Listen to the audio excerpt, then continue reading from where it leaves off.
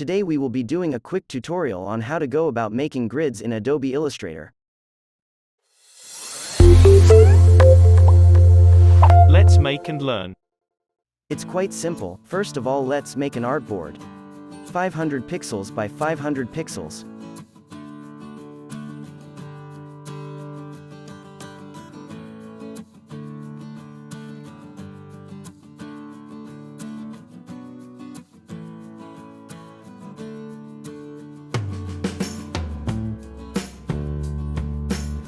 Go ahead to your toolbar and press down on the line segment tool to expose all the tools under this particular category.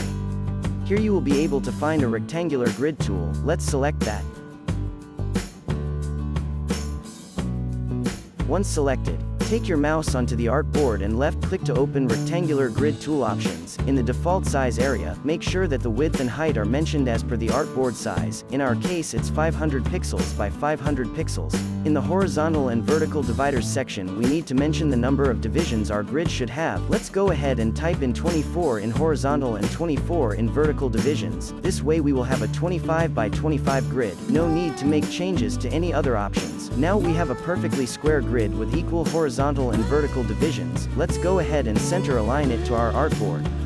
The stroke weight is on a thicker side. Let's tone it down to 0.25 points. There you go, much better.